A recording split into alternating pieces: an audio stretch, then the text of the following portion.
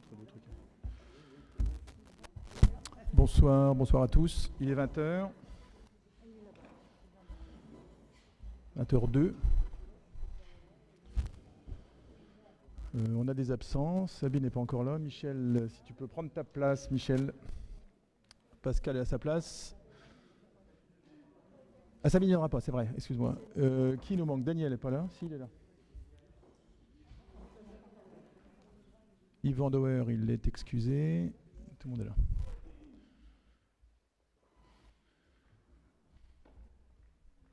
C'est qui tout au bout à côté de Gilles là-bas? C'est qui tout au bout là-bas à côté de Gilles?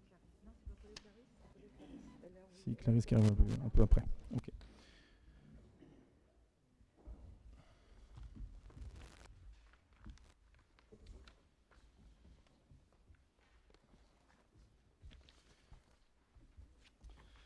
Bien, messieurs, dames, bonsoir à tous. Merci de votre présence. Je salue également tous les auditeurs qui potentiellement peuvent nous écouter en direct par l'intermédiaire, pas sur Facebook, mais par l'intermédiaire du site sur YouTube. Vous voyez que nous utilisons un tout nouveau système basé sur trois caméras, le tout piloté par notre nouveau chargé de communication, Boris, que Michel peut-être vous présentera légèrement tout à l'heure. Matériel prêté par l'intercommunalité que je remercie de son prêt. Et même l'interco ne l'a pas encore utilisé, donc vraiment nous essuyons les plâtres. En tout cas, merci à eux pour le prêt. Dans la mesure du possible, merci de mettre vos appareils téléphoniques, si possible, en mode avion, sinon au moins sur vibreur. Vibreur ne serait-ce que pour ne pas subir la sonnerie, et mode avion parce qu'il peut y avoir des petites interférences avec justement l'image et le son.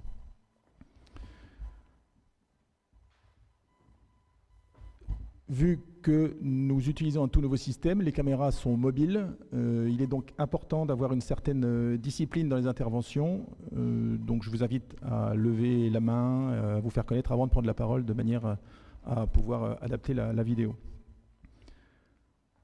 Vous avez vu que nous sommes passés en dématérialisation au maximum. Donc je vous demande vous-même, si vous avez des outils numériques, éventuellement de venir avec, ou de les imprimer par vous-même. Pour ce soir, on vous en a imprimé, je crois, pour tout le monde, finalement. Ça serait bien si on pouvait s'abstenir de toutes ces impressions et de sortir du papier. Alors, les présents, je vais procéder à l'appel. Alors, Olivier Dupont présent, Valérie Lecomte, Hugues Brissot, présent. Sarah Béhague, Pascal Martin, Sylvie Bocobza, Didier Mézières, Sabine Jamin absente, excusée, pourvoir à Sylvain Benayoun, Christophe Van Deneken, Dominique Nocture, Daniel Dess, Michel Fraioli, Roger Hadot, Grace Ribeiro, Sylvain Benayoun, Karine Gauthier-Janot, Laurent Graft, Radia Tiglit, Yvan Dauer, excusé, pouvoir à Olivier Dupont, Anne Sotti, Grégory Philippe, Sophie Baquet, Jacques Bayeux, Anna-Maria Cheta, Gilles Deveau, Paul et Clarisse arrivera en retard, pouvoir à Hugues Brissot en attendant, Laurence Bernard, Fabien Bignolet, Aude Misnard, excusé absente, pouvoir à Laurence Bernard. Donc le quorum est donc atteint. Je vais vous proposer un secrétaire de séance qu'on peut désigner. Donc il ne m'appartient pas de le choisir. On en choisit un ensemble et puis vous approuvez le choix. On peut commencer dans ce sens-là et on tourne au fur et à mesure des conseils municipaux. Hugues, acceptes-tu la tâche? J'accepte. Pas de problème pour tout le monde? Ok, Hugues désigné secrétaire pour le conseil municipal. En propos liminaire, avant le début de l'ordre du jour et l'approbation du procès verbal du Conseil du 3 juillet, Laurence Bernard a demandé à nous livrer un propos liminaire qui n'appelle pas de vote, qui sera noté au procès verbal.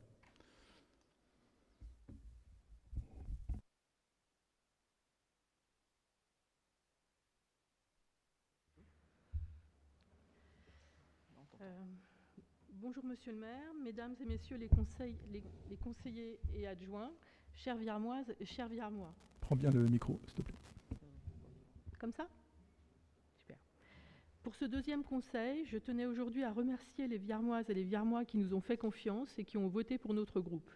Il me faut rappeler que la majorité en place a été élue avec 1152 voix sur 3992 et l'élection fait apparaître une abstention de presque 60%.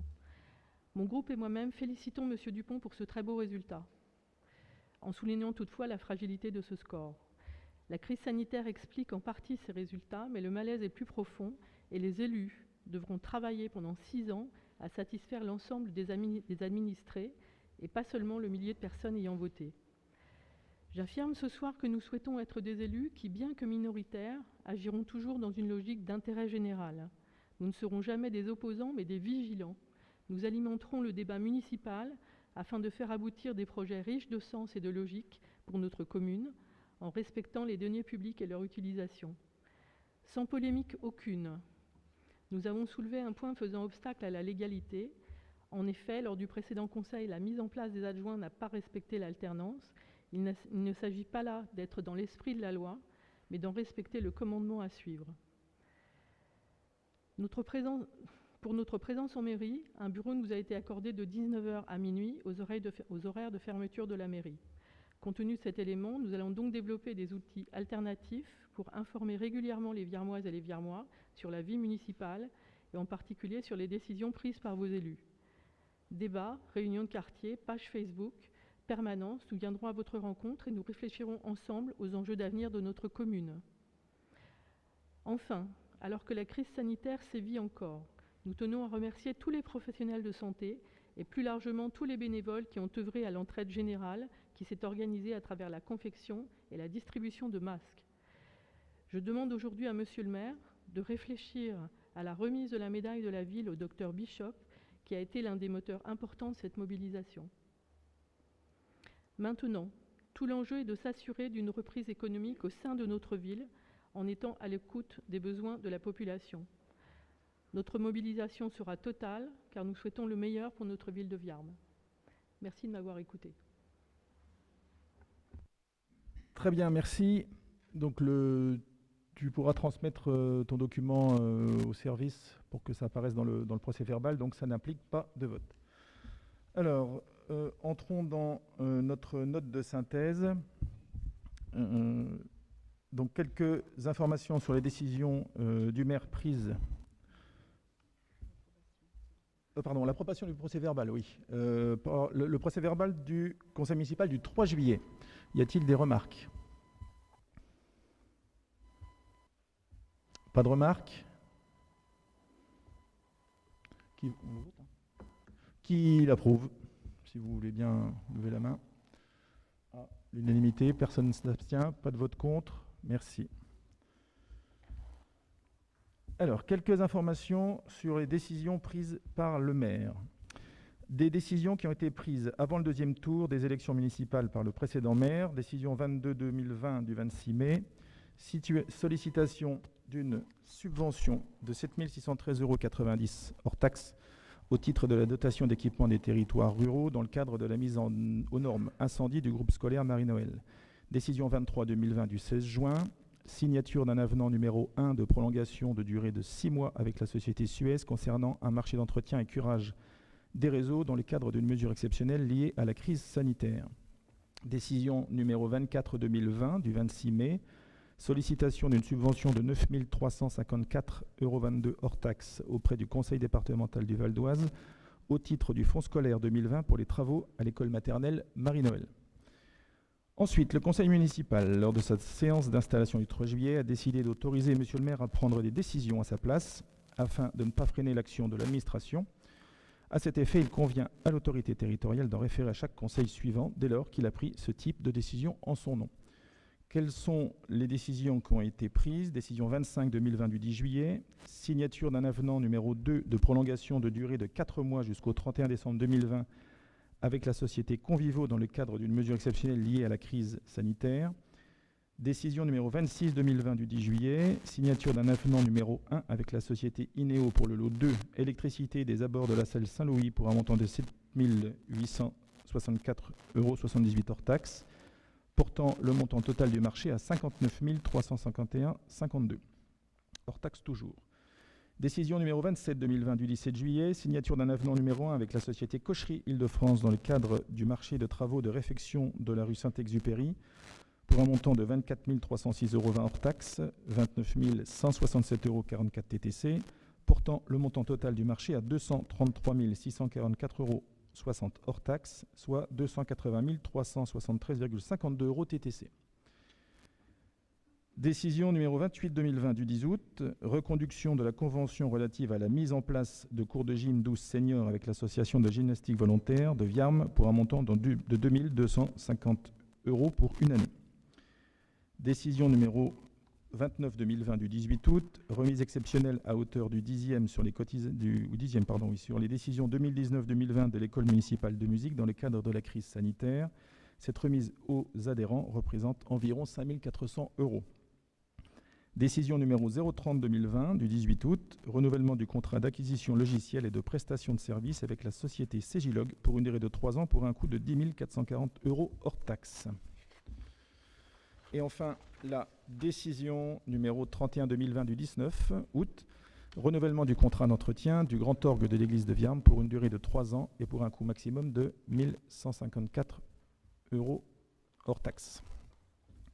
Voilà pour les décisions. Alors, je vous propose de rentrer maintenant dans l'ordre du jour et les points qui sont prévus. Premier point qui vous est proposé, la délocalisation du lieu de tenue des séances du conseil municipal. De droit, les séances du conseil se tiennent à la mairie. Ça a toujours été le cas depuis maintenant des dizaines et des dizaines d'années.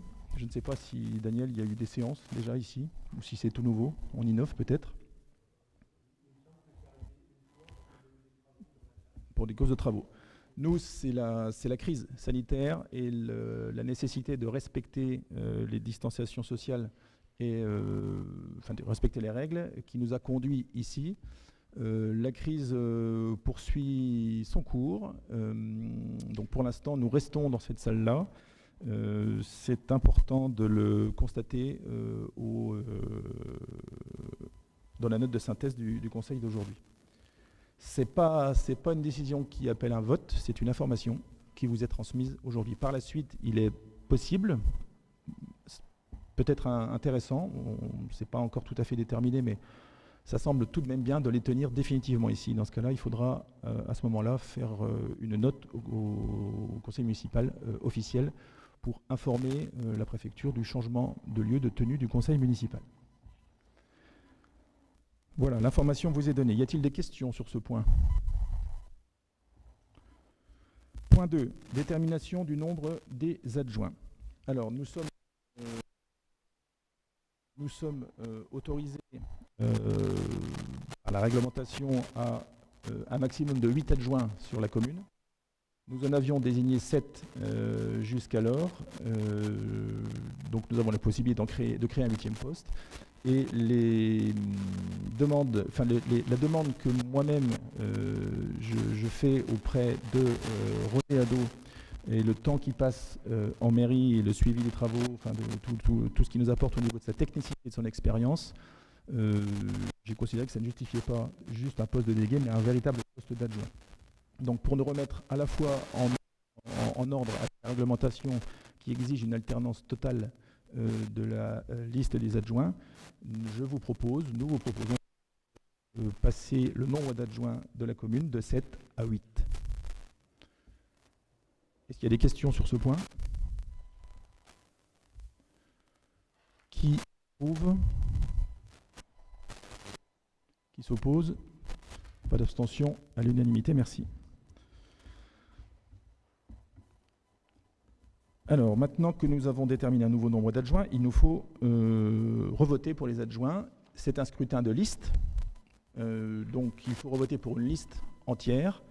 Donc, nous allons procéder au vote d'une nouvelle liste. Donc, dans un premier temps, j'appelle j'appelle les listes, si des gens veulent présenter des listes. Hugues Brissot, bon, tu présentes une liste? Lève la main. Merci. Une liste. Ok. Donc une liste. Nous allons voter, comme nous l'avons fait le 3 juillet, à bulletin secret. On va tous vous distribuer. Vous avez tous déjà dans votre petite pochette. Vous ne l'avez pas, donc on vous passe le bulletin avec 8 noms qu'on va appeler la liste Brissot, puisqu'il est toujours en premier adjoint. Donc je vais peut-être vous dire un peu les différents adjoints. Donc Hugues Brissot, premier adjoint. Valérie Lecomte, second adjoint. Pascal Martin, troisième adjoint. Sarah Béag, quatrième adjoint. Didier Mézières, cinquième adjoint. Sylvie Bocobza, sixième adjoint. Roger Hadot, septième adjoint. Et Michel Fraioli, huitième adjoint.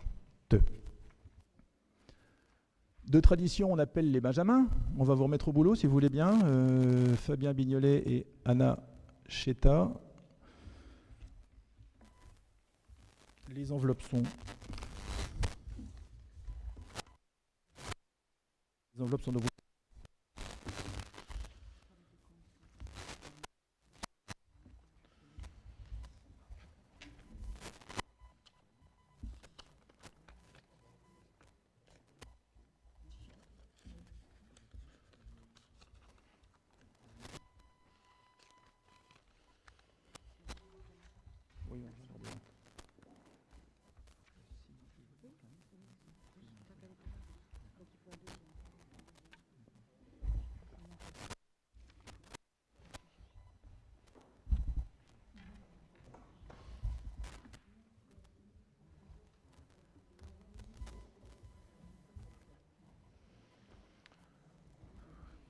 Tout le monde a eu le temps de... Non, pas encore.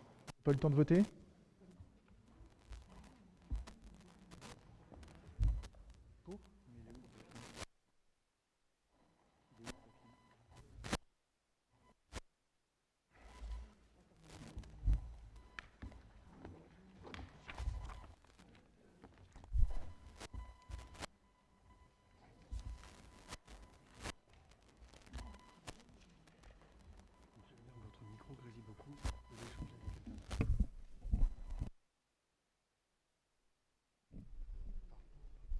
Non, c'est très bien, c'est le micro qui grésille.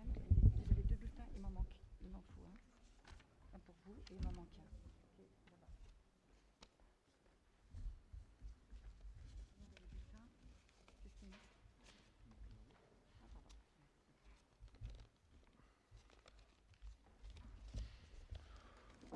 Oui, grâce. Après les élections. Après les élections. Tout le monde a pu voter. Les bénéficiaires de pouvoir, vous avez les enveloppes, les bulletins, tout est OK. Vous avez les papiers, je vous invite à faire le tour. Donc quelqu'un qui fait signer la feuille et l'autre qui... Allez-y, votez. Donc le bureau est donc constitué de moi-même et de vous deux, mes deux assesseurs.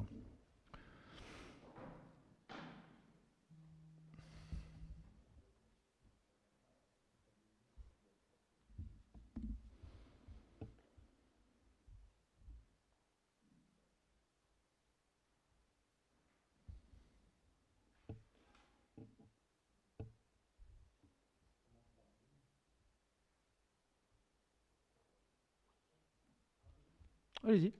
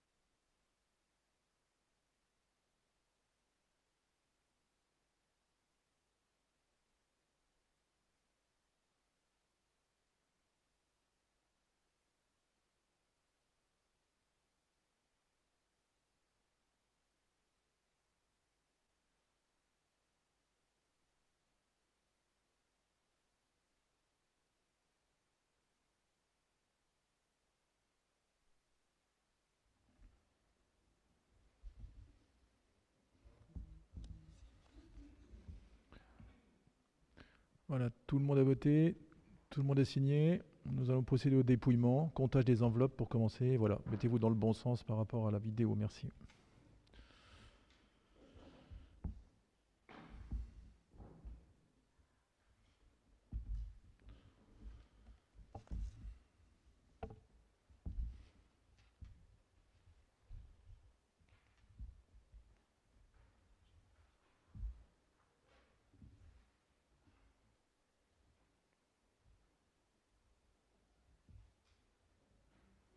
Nombre de bulletins? 29. Très bien, allez-y, procédez au dépouillement.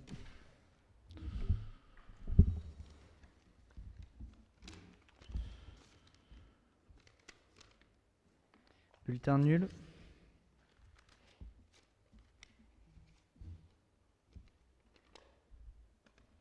Bulletin nul. Liste Brissot.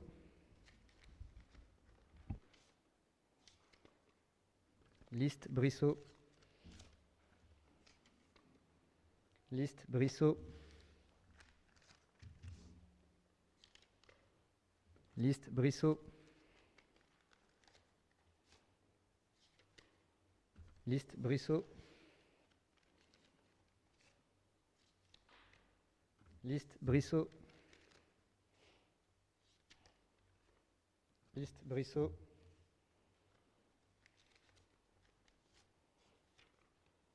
Liste Brissot.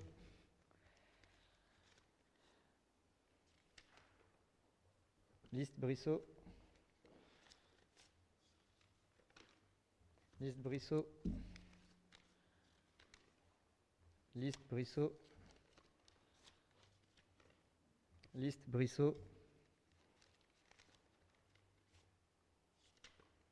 Liste Brissot.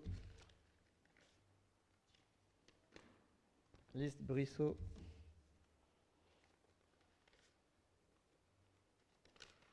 Liste Brissot. Liste Brissot. Merci. Liste Brissot.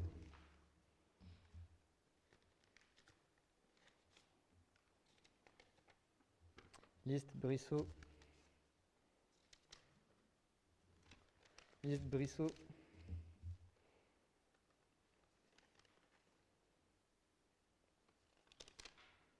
Liste Brissot.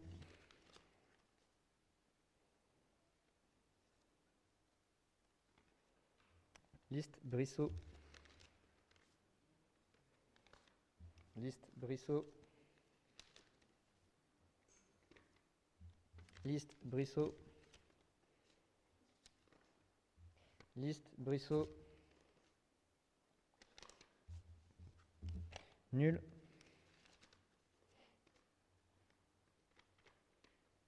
Liste Brissot.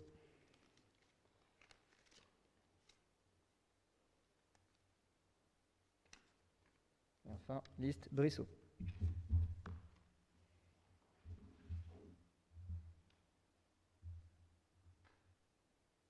Merci à vous. Vous pouvez regagner votre place. Merci.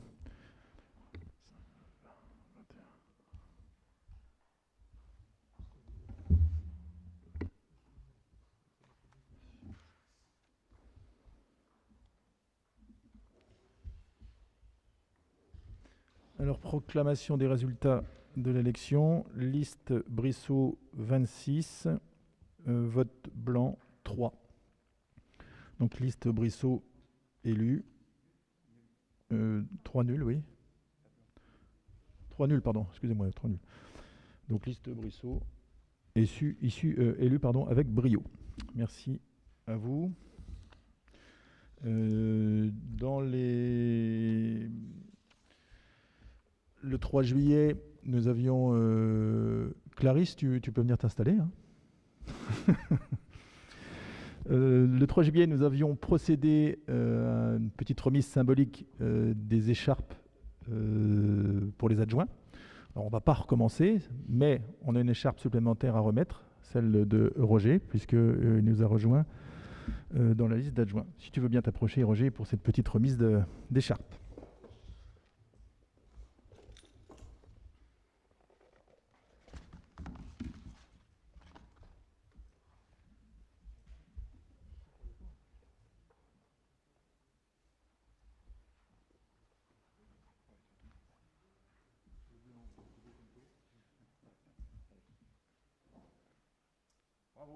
fois de bise, mais le cœur y est.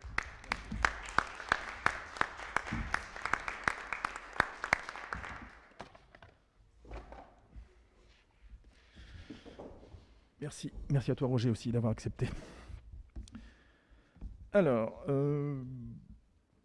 point suivant. Détermination de l'indemnité du maire, des adjoints et des conseillers municipaux délégués. Alors nous avons, là je vais vous lire le rapport, parce que nous avons voulu une transparence totale. Nous avons même mis les montants, alors que nous votons là pour un pourcentage et non pour un montant en euros. Ça permet, quand le chiffre de référence, l'indice évolue, de ne pas avoir à revoter à chaque fois. Alors, point numéro 4. Au terme de l'article L. 2123-17 du Code général des collectivités territoriales, les fonctions de maire, adjoint et conseillers municipaux sont gratuites. Cependant, en vertu de l'article L. 2123-20 du CGCT, les maires et adjoints ainsi que les conseillers municipaux peuvent bénéficier d'une indemnité de fonction dans le cadre de l'exercice effectif de leurs fonctions. En aucun cas, cette indemnité n'a le caractère d'une rémunération et par voie de conséquence ne peut être assimilée à un traitement. Les montants maximaux des indemnités de fonction perçues mensuellement en raison de l'exercice effectif des fonctions de maire et des adjoints sont fixés par l'article L. 2123-23 du CGCT à 55% de l'indice brut 1027, ce qui équivaut à 2139,17 € pour le maire et 22% par adjoint, soit 855,67 €. Il est impératif de respecter l'enveloppe indemnitaire globale composée de l'indemnité maximale du maire, 2139,17 €, plus l'indemnité maximale des adjoints en exercice. Donc le 6845 fois le nombre d'adjoints, 855,67 € fois le nombre d'adjoints pour un total de 6845,36 €. Cette enveloppe globale mensuelle s'élève pour la ville de Viarmes à 8 984,53 €. Il est précisé que le montant des indemnités des conseillers municipaux délégués est inclus dans cette enveloppe. Il est donc proposé au conseil municipal de fixer à compter du 21 septembre 2020 pour le maire, les adjoints et les conseillers municipaux délégués, dans les conditions prévues par la loi, les indemnités de fonction versées mensuellement aux maires et maires adjoints, ainsi que pour les conseillers municipaux ayant une délégation, étant entendu que les crédits nécessaires sont inscrits au budget municipal 2020 et que le montant total des indemnités proposées s'élève à 8 303,86 €, ce qui est inférieur au montant de l'enveloppe indemnitaire globale autorisée. Base de référence, taux maximal en pourcent de l'indice brut 1027, qui a une valeur au 1er janvier 2019, dernier chiffre connu, de 3 889,40 € de l'échelle indiciaire de la fonction publique. Donc vous avez la liste des adjoints et des délégués avec les pourcentages que vous pouvez mettre en rapport de l'indice maximal qui est de 55% pour le maire, donc là nous sommes à 51%, et de 22% pour les adjoints, donc nous sommes à 20% pour le premier adjoint et 18% pour l'ensemble des autres adjoints, et les deux délégués, conseillers délégués, 8,25%. Vous pouvez remarquer que donc, nous ne sommes pas au maximum de l'enveloppe autorisée. Le fait d'ajouter un 8e adjoint par rapport à ce qui était prévu, peu ou prou, nous restons à la somme globale qui concernait 7 adjoints. Nous n'avons pas voulu que le 8e adjoint augmente l'enveloppe. Donc à 200 € près, l'enveloppe concernant le maire, les 8 adjoints et les délégués est sensiblement la même que s'il n'y avait que 7 adjoints. Est-ce que vous avez des questions sur ce point? Pas de questions, je mets au vote. Qui approuve les indemnités du maire, des adjoints et des conseillers municipaux délégués? Qui s'abstient? Qui est contre? Abstention? Une abstention. Valérie. Une abstention, tout le reste était pour, hein, pas de contre. Merci.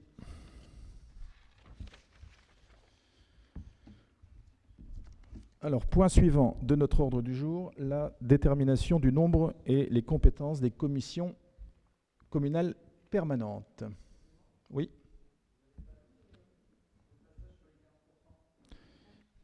Ah, il est derrière, oui, vous avez raison. Oui. Il y a 15% qui s'ajoutent à ces montants-là. C'est le page 4 hein, derrière. Je n'ai pas lu la note jusqu'au bout. Nous sommes, Viarmes est un chef-lieu de canton historique. Nous ne sommes plus maintenant depuis peut-être 4-5 ans maintenant. Mais là, en tant que chef-lieu de canton, Viarmes bénéficiait d'une majoration des indemnités de 15%. Cette majoration, à l'heure actuelle, est toujours maintenue par les autorités, par le gouvernement, n'a toujours pas été stoppée. Ces 15%, il n'est pas dit du tout que dans les années qui viennent, elles soient maintenues. Donc aux chiffres que vous avez vus, pas au pourcentage du coup, mais aux chiffres que vous avez vus, s'ajoute 15% de cette indemnité due au fait que nous étions chef-lieu de canton. Point numéro 5, détermination du nombre et compétences des commissions communales. Oui. Oui, j'aurais voulu intervenir là-dessus, parce que je crois que ça, c'est un point qui doit être voté, non? Les 15%. On fait au vote? Voilà. Oui, c'est un point qui doit être voté. Donc alors, moi, en tenant compte de ces 15% que j'ai oubliés, placés derrière la feuille, j'ai pas fait attention, qui s'oppose? Alors, excusez-moi, j'aurais voulu intervenir simplement là-dessus. Sur les 15%, il aurait été possible de verser une petite somme à l'ensemble des conseillers municipaux. Ça se fait dans plein de villes, notamment à Taverny, à Garges, à Gonesse. On peut faire ça pour valoriser l'action des conseillers municipaux qui s'investissent tous dans les commissions et qui donnent du temps. C'est tout à fait possible. Je pense que c'est valoriser le travail des élus qui est remis en cause en ce moment dans les violences par rapport aux élus, pour les aider et pour les remercier. C'est tout à fait possible de faire ça plutôt que de le répartir entre adjoints, en fait. Donc je ne suis pas certain que ça s'applique, comme vous l'affirmez. Alors sinon, on peut également diminuer la part des indemnités des maires adjoints, qui sera comblée par les 15%. Non, donc c'est pas la décision c'est pas ce que j'ai décidé de faire, en l'occurrence. Ceci dit, je vais vérifier le point que vous soulignez pour les conseils municipaux, et puis je vous donnerai une réponse au prochain conseil. Bien sûr, c'est une proposition. Hein. Ok, j'ai pris note. Merci. Alors on refait le vote. Qui approuve donc les indemnités aux maires, délégués et maires adjoints? Qui s'oppose? Pas d'opposition. Qui s'abstient? 3 abstentions. Voilà, merci. C'est bon pour le point 5? Détermination du nombre et compétences des commissions communales permanentes. Le conseil municipal peut former au cours de chaque séance des commissions chargées d'étudier les questions soumises au conseil, soit par l'administration, soit par l'un de ses membres. Elles sont convoquées par le maire, qui en est le président de droit. Lors de la première réunion, chaque commission désigne un vice-président en son sein qui peut convoquer les membres et la présider en cas d'absence ou d'empêchement du maire. Les commissions n'ont aucun pouvoir de décision, elles ne font que préparer le travail et les délibérations du conseil. C'est un groupe de travail qui peut, si cela s'avère nécessaire, entendre des personnes extérieures dans le cadre de leurs travaux préparatoires. Il est rappelé qu'il est d'usage d'inviter le bureau municipal à ces commissions. Il sera proposé la création des commissions suivantes avec le nombre de sièges correspondants. Commission Finances, 6 membres, dont 1 membre pour le groupe minoritaire. Commission Travaux, Marché, Grand Marché, 6 membres, dont 1 membre pour le groupe minoritaire. Commission Scolaire Jeunesse, 6 membres, dont 1 membre pour le groupe minoritaire. Commission Environnement, 8 membres, dont 2 membres pour le groupe minoritaire. Commission Communication, 5 membres, dont 1 membre pour le groupe minoritaire. Commission Commerce, 6 membres, dont 1 membre pour le groupe minoritaire. Et Commission Sport et Culture, 8 membres, dont 2 membres pour le groupe minoritaire.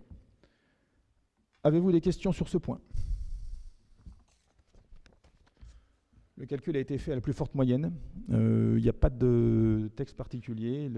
Il est important que l'expression démocratique soit faite entre les différents groupes. Nous en avons tenu compte ici. Pas de questions.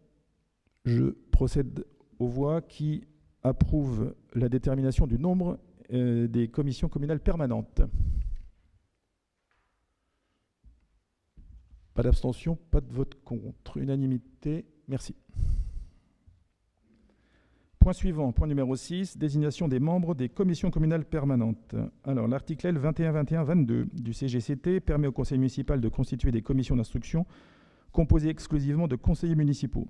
Ces commissions municipales peuvent avoir un caractère permanent et sont dans ce cas constituées dès le début du mandat du conseil. Dans les communes de 1000 habitants et plus, les différentes commissions municipales devront être composées de façon à respecter le principe de la représentation proportionnelle, une pondération qui reflète fidèlement la composition de l'Assemblée municipale et qui assure à chacune des tendances représentées en son sein la possibilité d'avoir au moins un représentant dans chaque commission sans que les différentes tendances ne bénéficient nécessairement toujours d'un nombre de représentants strictement proportionnel au nombre de conseillers municipaux qui les composent. Il sera indiqué en séance les élus souhaitant faire partie de chaque commission dans la limite du nombre de membres indiqués dans le tableau ci-dessus.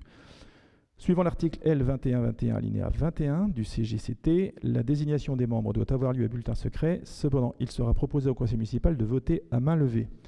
Donc, de droit, les élections des membres des commissions se font à bulletin secret, sauf si accord à l'unanimité. Donc, je demande à l'Assemblée si tout le monde est d'accord pour procéder à l'élection des membres par un vote à main levée. Tout le monde est d'accord? Personne ne s'oppose? Très bien. Nous allons procéder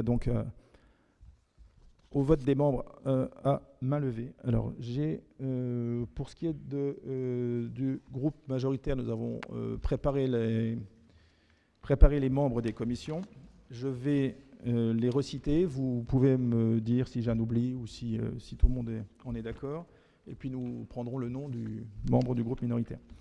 Alors, commission finances. Laurent Graft, Christophe Van den Hecken, Radia Tiglit, Anne Sotti, Jacques Bayeux. C'est bon? Et Laurence Groupe Bernard. minoritaire, Laurence Bernard.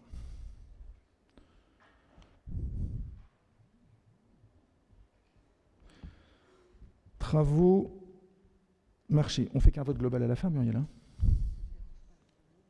Si tout le monde en est d'accord, on fera un vote global pour tout. Sinon, on vote à la commission. Une délibération sera faite par commission. Ça va pour tout le monde? On fera un vote global.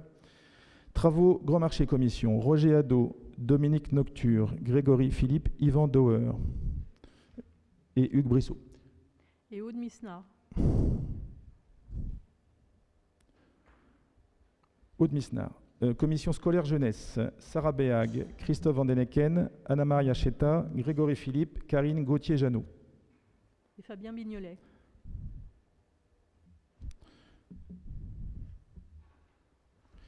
Commission environnement, Sylvie Bokobza, Sophie Baquet, Laurent Graft, Sylvain Benayoun, Christophe Van den Hecken, Radia Tiglit. Laurence Bernard et Aude Misnard.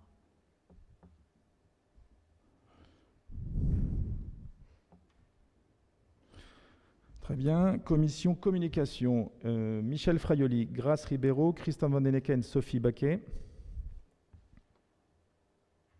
Et Laurence Bernard. Commission commerce, Didier Mézières, Daniel Dess, Clarisse Paulet, Laurent Graft, Radia Tiglit. Et Laurence Bernard. Et enfin la commission sport et culture, Pascal Martin, Anne Sotti, Sophie Baquet, Sylvain Benayoun, Christophe Van den Hecken et Karine Gauthier-Janot. Et 2 membres pour vous. Fabien Bignolet et Aude Misnard.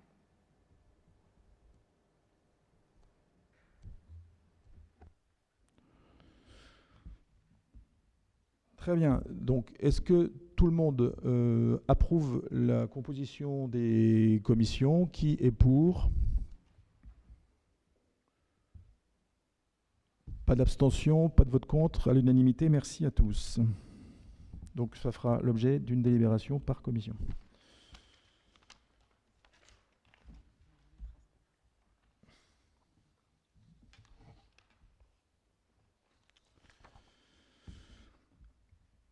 Alors, approbation du règlement intérieur du conseil municipal. Conformément à l'article, vous avez tous le document avec vous, vous l'avez tous bien lu.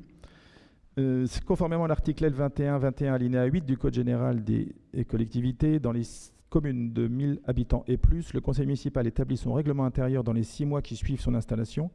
Il convient donc à l'Assemblée délibérante d'approuver le règlement intérieur. Et vous l'avez tous avec vous.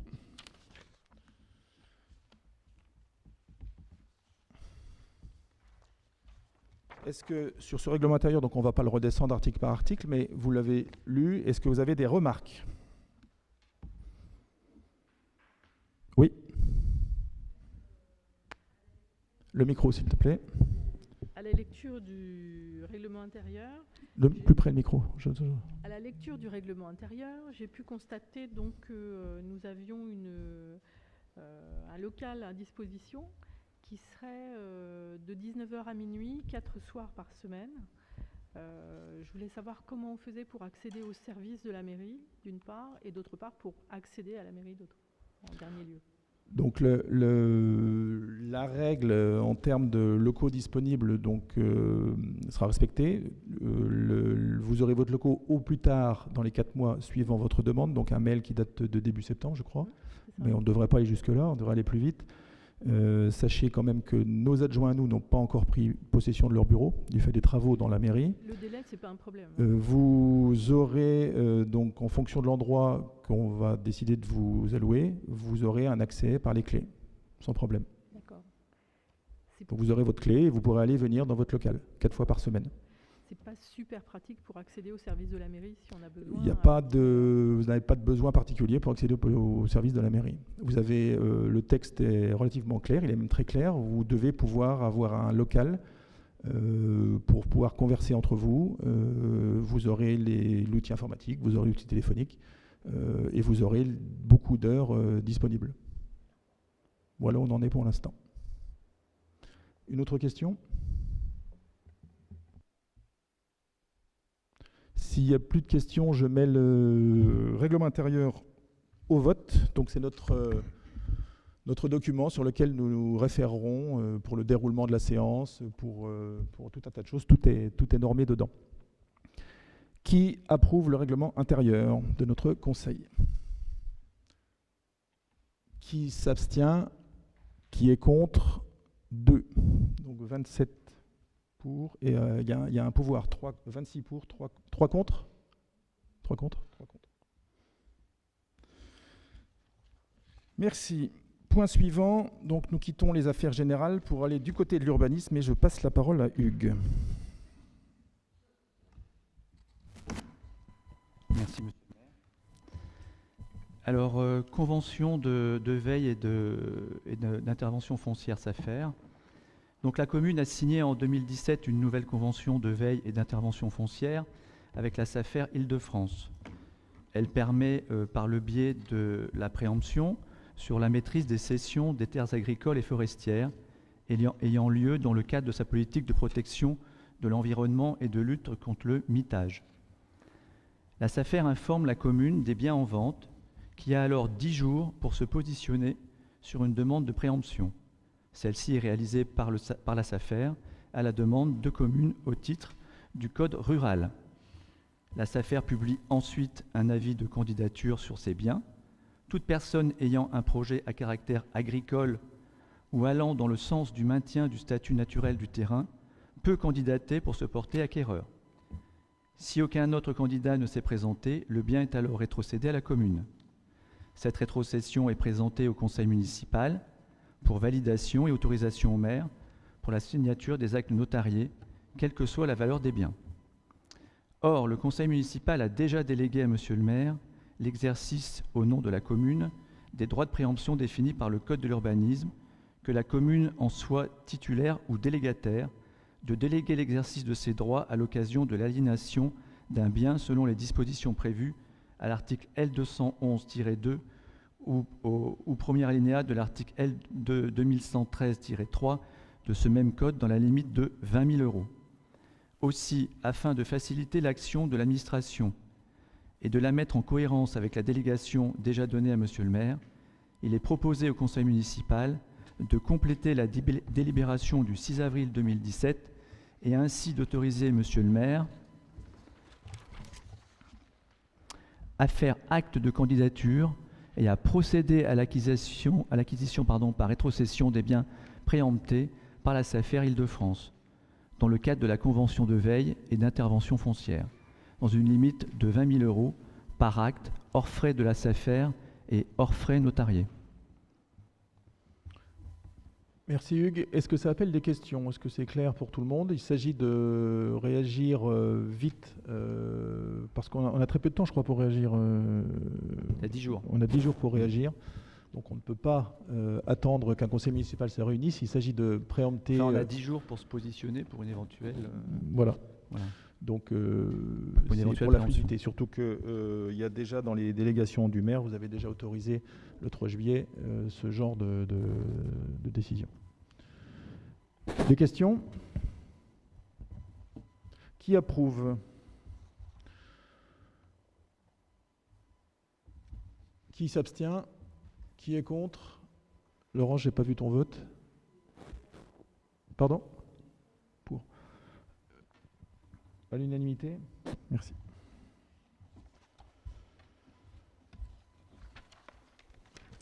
Point suivant sur les ressources humaines. Formation des élus. L'article L2123-12 du CGCT dispose que les membres d'un conseil municipal ont droit à une formation adaptée à leurs fonctions. Dans les 3 mois qui suivent sa constitution, le conseil municipal doit délibérer sur l'exercice du droit à formation de ses membres et il détermine les crédits ouverts à ce titre. Les frais de formation constituent une dépense obligatoire pour les communes à condition que l'organisme dispensateur de la formation soit agréé par le ministre de l'Intérieur, agrément dispensé après avis du Conseil national de la formation des élus locaux. Depuis le 1er janvier 2016, le montant prévisionnel des dépenses de formation ne peut être inférieur à 2% du montant total des indemnités de fonction susceptibles d'être allouées aux élus de la commune, montant théorique prévu par les textes, y compris les majorations dont les 15% que nous avons évoqués tout à l'heure. Suivant l'enveloppe soumise au vote, le montant minimum s'élève à 2 292 € par an. De plus, le montant réel des dépenses de formation ne peut excéder 20% de cette même enveloppe, soit, pour ce qui nous concerne, 22 918 € par an. Qu'est-ce que ça comprend, les frais de formation, les déplacements, frais de transport, frais de séjour, frais d'hébergement et de restauration, les frais d'enseignement bien sûr, la compensation de la perte éventuelle de salaire, de traitement ou de revenus justifiée par l'élu est plafonnée à l'équivalent de 18 jours par élu et pour la durée du mandat. Elle est de même nature que l'indemnité de fonction et donc soumise à CSG et à CRDS. Compte tenu de l'installation récente du nouveau conseil municipal, il est proposé de voter les crédits de formation des élus à hauteur de 3 000 € pour l'année 2020. Sachant que nous arrivons déjà au dernier trimestre, voilà, la somme de 3 000 € relativement modeste a été mise. Évidemment, en fonction, alors traditionnellement et je dirais même malheureusement, les élus au cours des mandats n'utilisent pas assez cette enveloppe. N'hésitez pas pour les sujets qui vous intéressent et nous modifierons cette enveloppe lors d'un point d'un prochain conseil municipal sur l'année 2021 si ça s'avère nécessaire. Des questions? Pas de questions? Qui approuve le montant pour la formation des élus? Merci. Pas d'opposition, pas d'abstention. Unanimité, merci. Création de 10 postes d'agents recenseurs. Monsieur Hugues Brissot.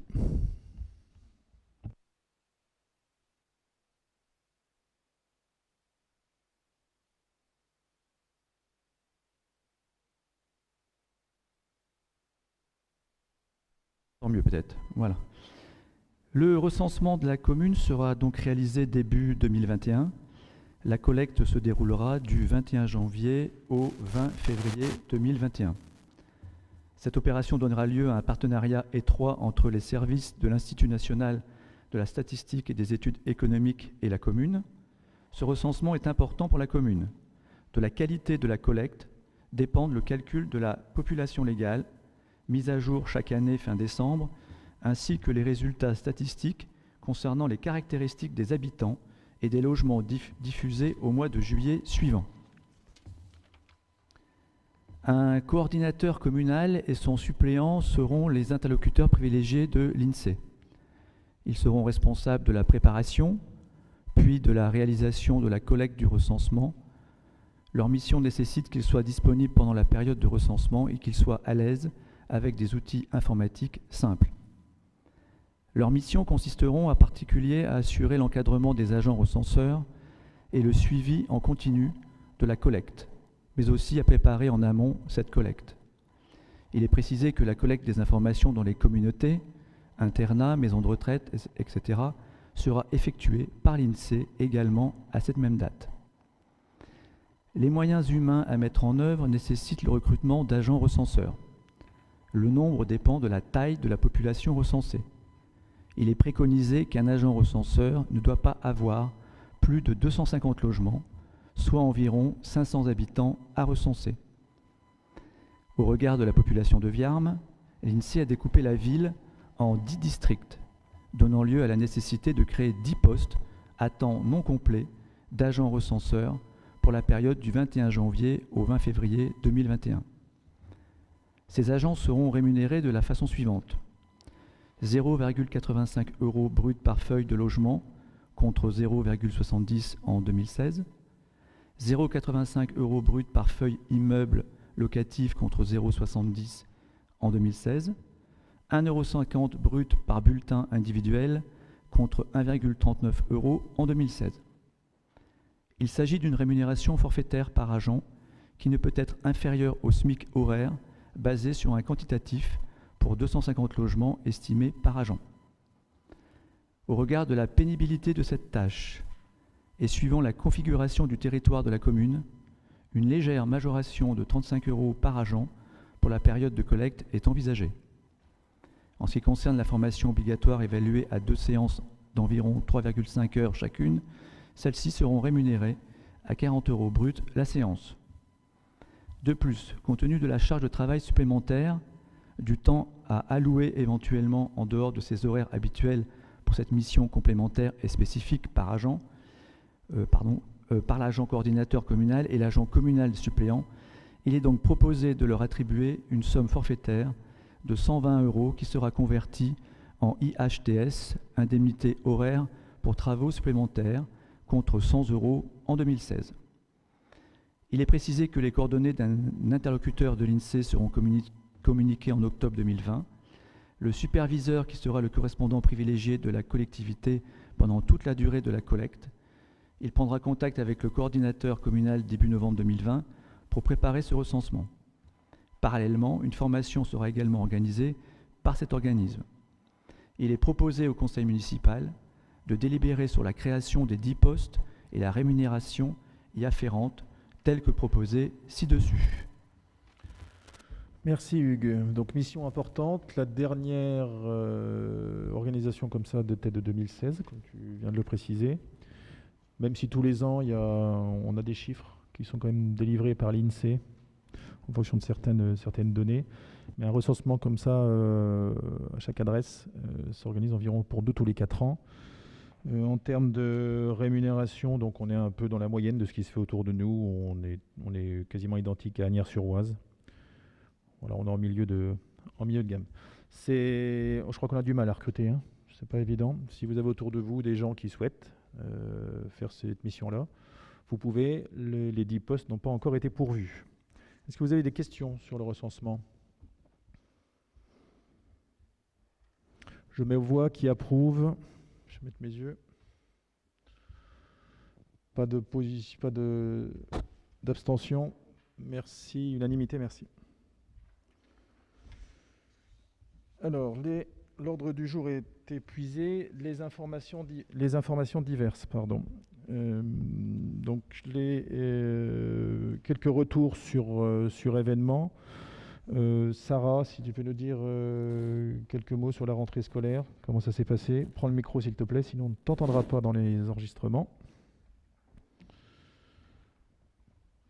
Comment s'est passée cette rentrée spéciale? Parle bien dans le poste, s'il te plaît. C'est bon, approche-toi simplement. Non, fonctionne pas. Cette rentrée s'est passée en musique à l'école primaire et à l'école maternelle. Nous avons eu la chance que l'école municipale de musique vienne pour faire un petit peu d'animation. C'était très sympa. Les enfants ont applaudi, les parents ont apprécié, d'après ce que j'en ai entendu. Le point peut-être le plus négatif fut au collège, parce que c'est vrai que la fermeture d'une classe avait suscité débat et donc manifestation. Mais ça s'est passé quand même sans heurts, dans le calme, et puis ça s'est arrangé en fin de journée. Voilà. Très bien. Sur quelques petits retours sur l'événement encore, vendredi dernier, nous sommes quel jour? Nous sommes jeudi soir. Vendredi dernier soir s'est déroulé un barbecue bien sympathique. Je remercie les agents qui ont œuvré pour l'organisation de cette soirée-là. On a eu de la chance avec le temps. L'idée, c'était de présenter... qui se connaissent les élus et tous les agents. Ils ont répondu présent. Je les remercie pour leur organisation. Et c'était très bien et ça peut être éventuellement à refaire les années suivantes. Sabine n'est pas là. Sylvain, tu peux nous faire un petit retour sur marché fermier et la soirée Guinguette. Approche-toi bien s'il te plaît, sinon on ne t'entendra pas là. Donc j'ai le message de Sabine. Vas-y, lis. Marché qui a connu un très gros succès, beaucoup de monde. Les exposants ont vendu plus de petites commandes, mais fait plus de chiffres. 150 couverts le midi et pour la buvette toute la journée grâce au soleil. Soirée exceptionnelle, les gens étaient heureux de pouvoir sortir et faire la fête. On réfléchit pour une guinguette annuelle. Ouais, donc c'était un point qui était important pour nous, c'était de retourner à l'esprit un petit peu fête de village, un petit peu rural. Le groupe était vraiment très bien, super ambiance. Ça va nous servir de base pour une réflexion sur quelque chose d'un peu plus évolué pour les années suivantes. Daniel, si tu peux nous dire quelques mots sur le musée, l'exposition à venir. Oui, comme sans doute vous le savez, effectivement, demain soir, nous avons donc le vernissage d'une exposition de photographie qui va durer donc une semaine et qui commence par cette journée le week-end du patrimoine. Alors, pour être rapide et pour vous donner un petit peu l'histoire, il s'agit en fait d'une jeune Viermoise habitant Paris en appartement et qui s'est trouvée donc comme tout à chacun confinée pendant 55 jours dans son appartement. Et cette jeune personne, Marine, a des antécédents de famille de personnes très artistiques et elle a eu l'idée géniale, à mon avis, de prendre une photo, mais c'est pas simplement une photo, c'est vraiment une création d'art que vous aurez, je pense, l'occasion de découvrir. Et durant 55 jours, elle a pris, disons, un cliché, effectivement, très artistique. Alors, je dis 55 jours, c'est pas tout à fait exact. En fait, il y a 53 clichés et œuvres artistiques, puisqu'en fait, elle a zappé le J1 et le J3. Bon, mais le résultat est absolument remarquable. Et puis, il se trouve que par connaissance, et effectivement, l'un de nos collègues ici même au conseil municipal, Christophe, que j'ai découvert comme une plume exceptionnelle, a proposé d'accompagner ces photographies, ces œuvres d'art, par un texte, des textes, un par jour, donc, de qualité exceptionnelle, Christophe. Je t'ai découvert comme ça. Donc vous êtes bien sûr tout le monde invité demain à partir de 18h30 à découvrir cette exposition qui se fait dans les locaux du musée d'histoire locale, en particulier dans une salle qui s'appelle Alain Labasque, qui est donc le papa de la jeune femme qui a créé ces œuvres d'art. Vous voyez, quand je disais qu'il y avait effectivement un lien familial artistique, c'est indéniable. Et ben, vous aurez l'occasion, tout en respectant les règles sanitaires en vigueur, etc., de découvrir au long des couloirs du musée d'histoire locale cette œuvre-là qui bénéficie d'une aide également de la communauté de communes et qui sera certainement amené à se déplacer de commune en commune, oui, voire peut-être à l'extérieur, vu la qualité effectivement de cette manifestation que vous aurez, je pense, beaucoup de plaisir à découvrir. Voilà. Donc vous êtes tous attendus demain soir, c'est 18h. Alors c'est à partir de 18h30, le vernissage officiel c'est 19h, mais comme effectivement pour respecter les règles sanitaires, il y aura effectivement les visiteurs seront amenés. Alors on se retrouve sur l'esplanade du château, là, à l'arrière de la mairie, et au fur et à mesure de l'arrivée des visiteurs, ils monteront par un parcours fléché, sécurisé, au musée pour découvrir cette manifestation. On se retrouvera donc, quand tout le monde aura fait la visite, on se retrouvera à la sortie et la commune nous offre effectivement pour cet événement culturel majeur, je pense, autour d'un pot. Voilà. Merci Daniel. Pascal, retour sur événement sur le forum des associations. Le premier que tu as organisé, et puis si tu peux nous dire ce qui va se passer ce week-end pour la journée du patrimoine. Alors le salon des associations a eu lieu le 6 septembre dernier. Une trentaine d'associations étaient présentes pour présenter leurs activités culturelles, sportives ou de loisirs. On a pu les rencontrer, elles nous ont fait part de leurs envies, de leurs besoins. Je crois qu'elles ont réalisé elles ont fait pas mal d'adhésions. Donc elles étaient plutôt contentes. Beaucoup de Viermois se sont aussi déplacés malgré la crise sanitaire qui nous avait d'ailleurs empêché peut-être de préparer cette journée dans de bonnes conditions. Donc l'année prochaine, c'est-à-dire le dimanche 5 septembre, on préparera une journée, un salon des associations avec peut-être une autre formule. On essaiera de trouver une idée qui changera un petit peu de l'ordinaire. Et puis je voudrais remercier les services municipaux, administratifs et techniques de nous avoir aidés à préparer cette fête dans les meilleures conditions. Et tu as la lourde mission de trouver une formule originale. On va essayer, enfin je ne vais pas tout seul, parce que la commission culture est créée maintenant, donc on va pouvoir travailler et trouver des idées. Parfait. Et la journée du patrimoine?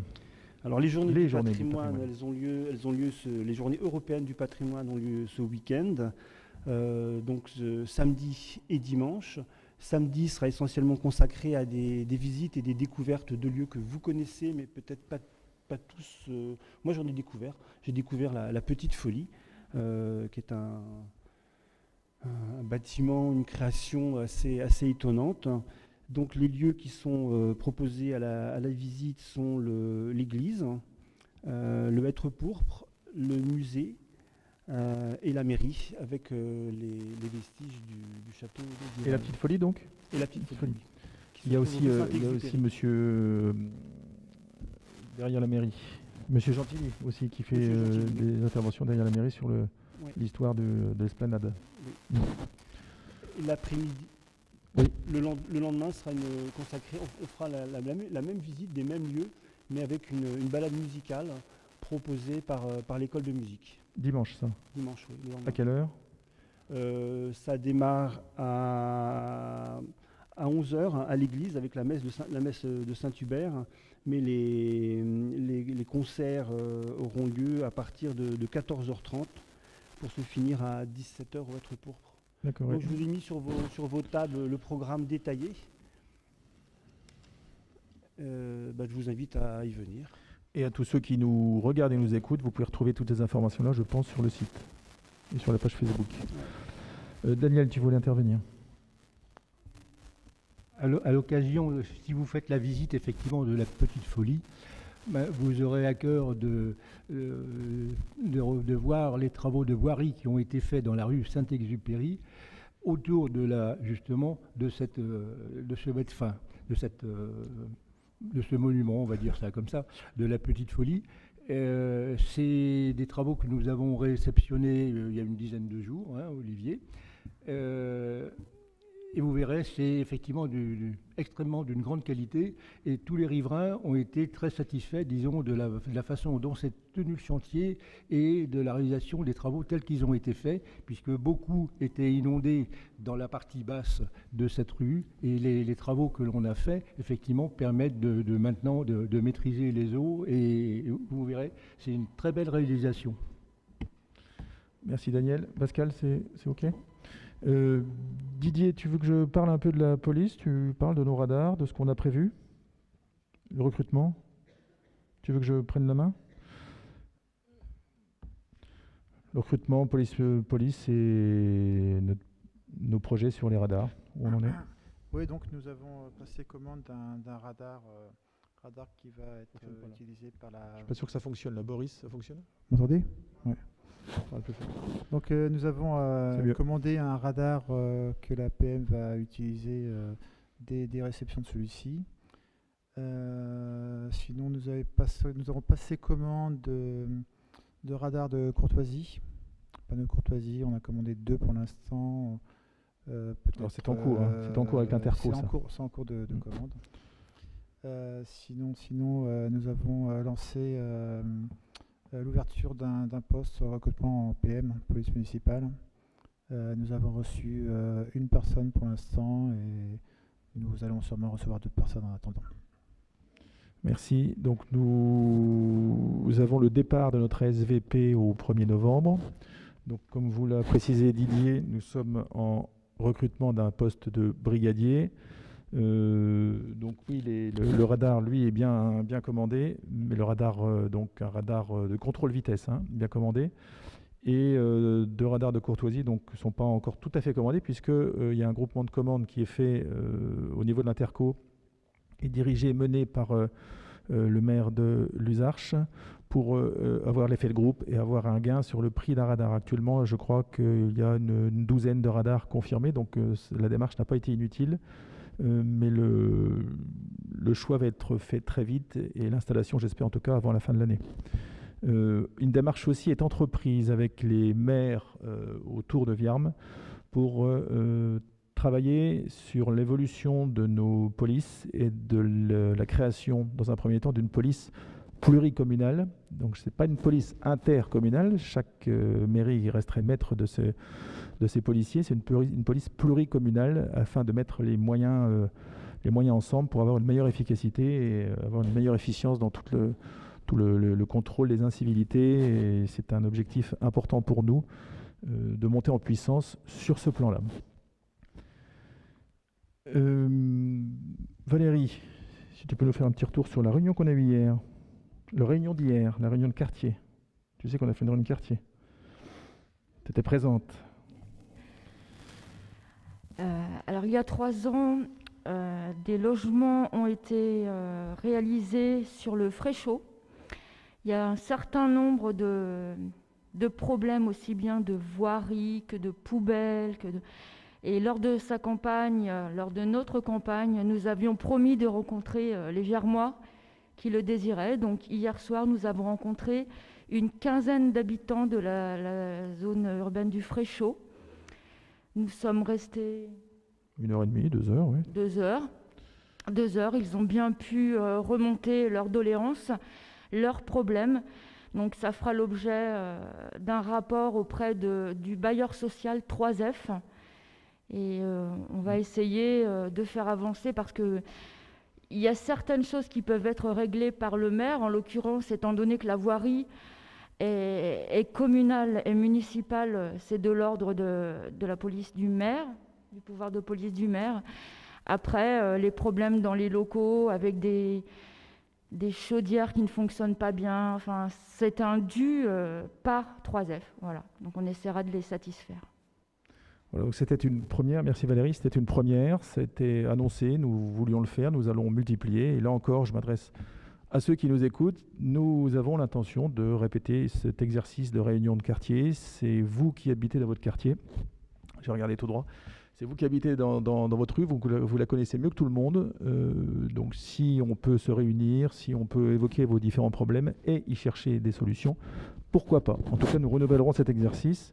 Nous avons d'ailleurs un certain nombre de choses qui nous ont été remontées, qui sont du pouvoir de la commune et auxquelles il faudra qu'on donne suite.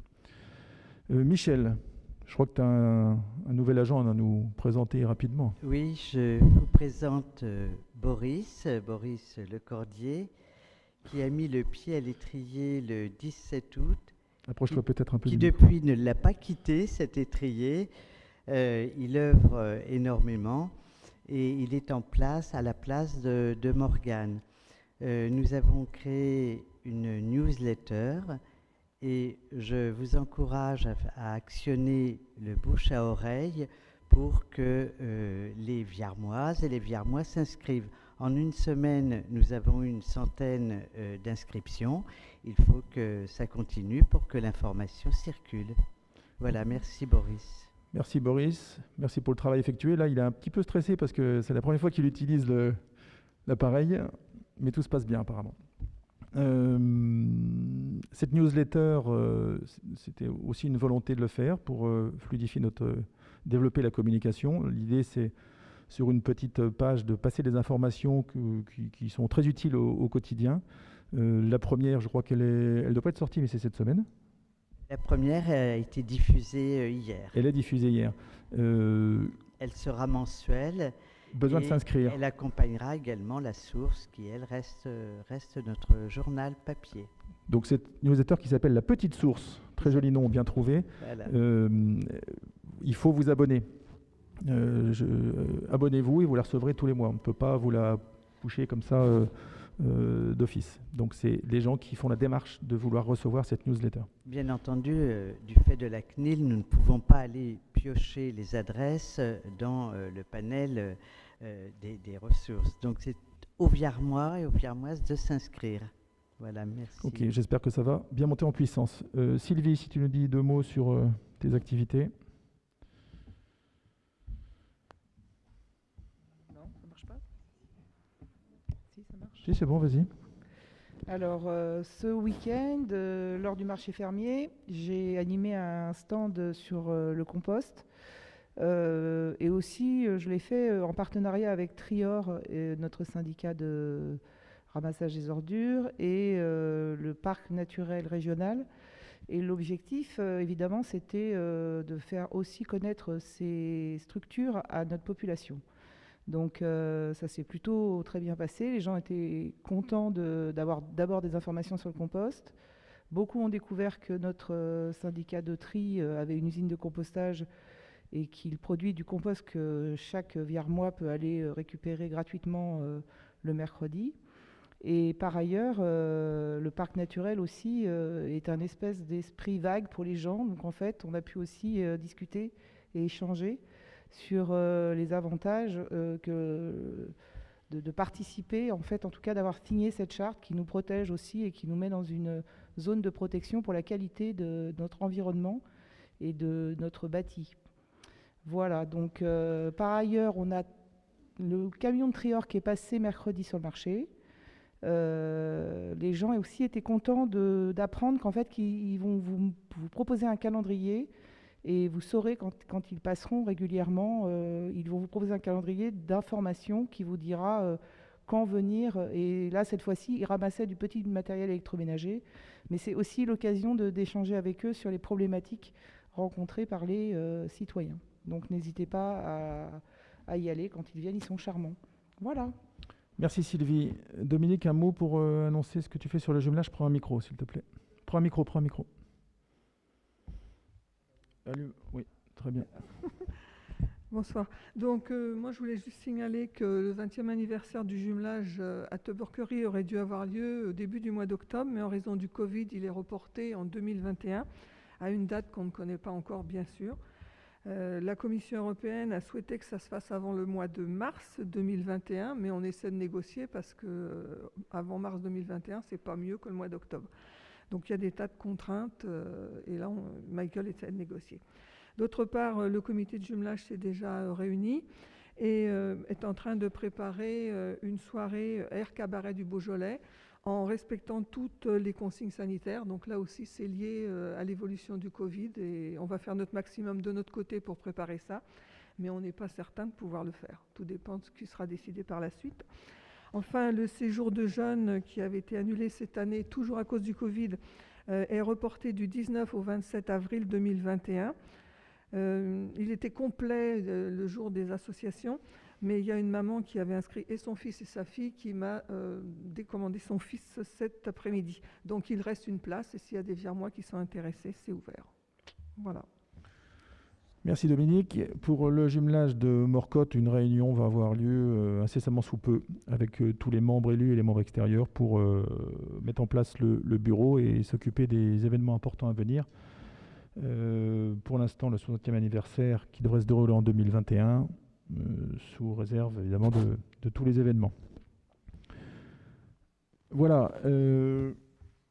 Questions diverses. Donc, comme c'est écrit dans le règlement intérieur, donc des questions m'ont été posées par le groupe d'opposition auxquelles je réponds.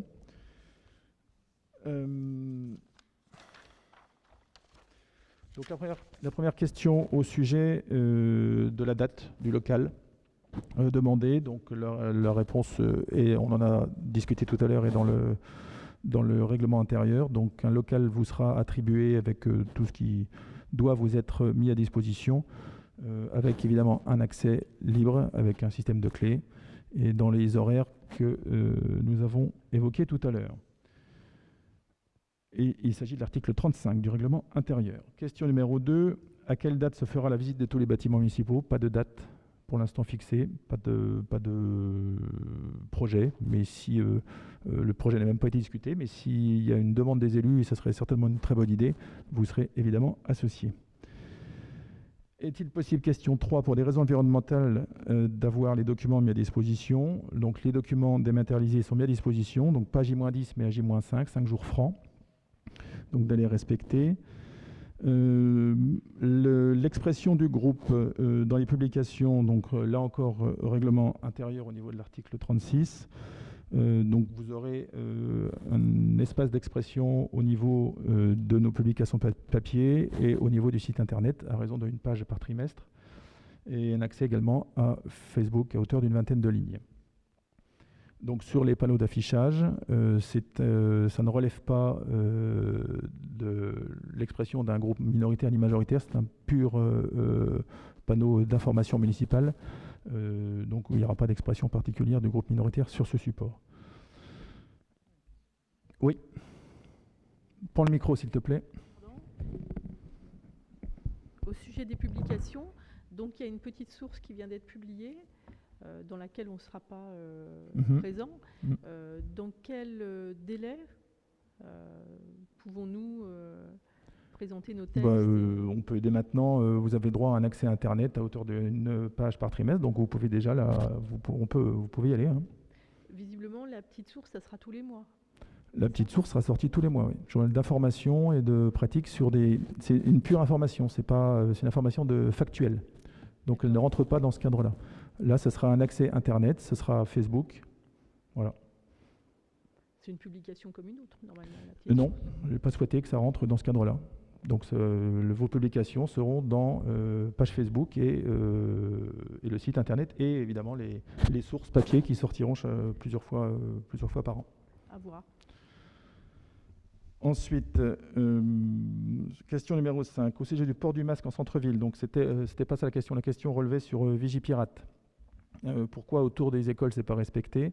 Donc, la question portait sur la maternelle. Donc, la discussion est en cours avec la directrice de l'école maternelle pour ne pas faire entrer ou sortir les enfants par la grille avant, de manière à respecter le plan Vigipirate. Actuellement, il y a 3 sorties. L'objectif est qu'elle puisse trouver une organisation, soit par quelques décalages de 5 ou 10 minutes, sur 2 sorties seulement. On n'a pas encore sa réponse et on se rapprochera d'elle dès le début de la semaine prochaine pour se mettre en bonne conformité. Question suivante. Nous souhaitons règlement intérieur, donc il est fait et voté. Question 7. Alors, résultat de l'audit. Il semblerait que ce soit l'audit effectué il y a 2 ans maintenant, 1 an, l'année dernière 2018 au sujet des services techniques. Donc, c'est un document interne, ce n'est pas un document qui est appelé à être diffusé, mais auquel, évidemment, vous aurez accès. Question numéro 8, répartition autour de la table du conseil et présence des agents. Donc ça, est-ce que tu peux me préciser ta demande? Micro, s'il te plaît. C'est simplement de savoir si les agents pouvaient être autour de la table avec les élus, c'est tout, c'est une question. Donc il n'y a aucun texte qui régit ça. Donc les agents autour de la table, il s'agit donc de Muriel, directrice générale des services ici présente, qui apporte évidemment une expertise et un conseil et un bon déroulement des opérations indispensable. Donc comme ça a toujours été le cas à Viarmes, et comme c'est le cas aussi d'ailleurs à l'intercommunalité, j'ai choisi que Muriel reste à mes côtés pour m'aider lors des conseils municipaux. Au département aussi? Au département aussi. Il n'y a pas de texte qui régisse ça. Ok. La question suivante n'a pas lieu d'être. Alors, la question suivante, pardon? N'a pas lieu d'être. Pardon. L'établissement du tableau d'ordre n'a pas lieu d'être. Ok, annulé. Ensuite, les questions suivantes ne sont pas des questions qui relèvent du conseil municipal. C'est des choses, d'ailleurs, on n'a pas d'informations à transmettre particulières. Tout ça, il faut se rapprocher des EPCI concernés. Pas de réponse particulière là-dessus.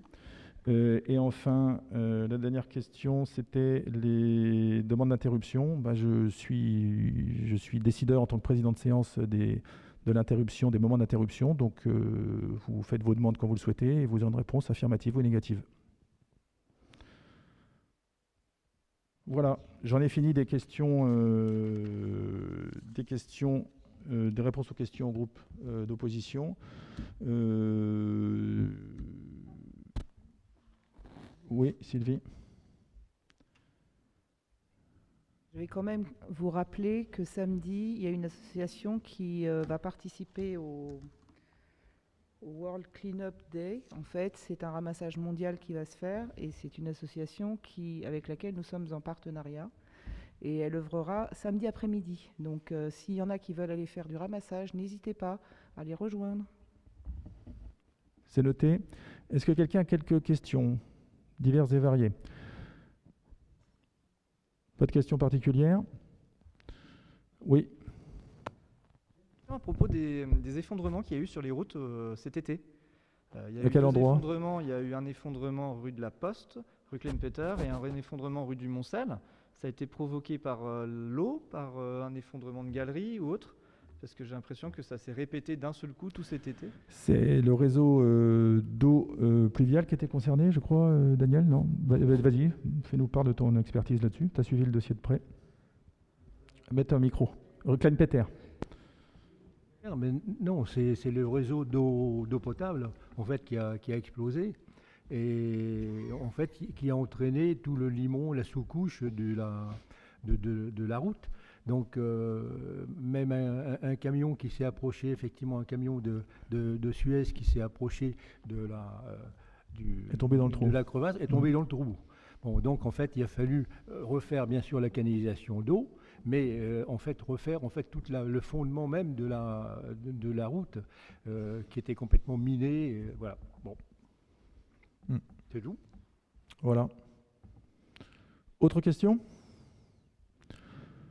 Eh bien, je vais donc lever la séance. Merci à tous pour votre présence et on se revoit très bientôt. Est-ce qu'on a une date de conseil suivant? On ne l'a pas validé encore peut-être? Oui, j'attends ma réponse. Ce sera au cours du mois de novembre. Nous aurons un conseil municipal en novembre, certainement deuxième quinzaine de novembre. Les dates vous seront transmises au plus vite. Merci à tous. Excellente soirée.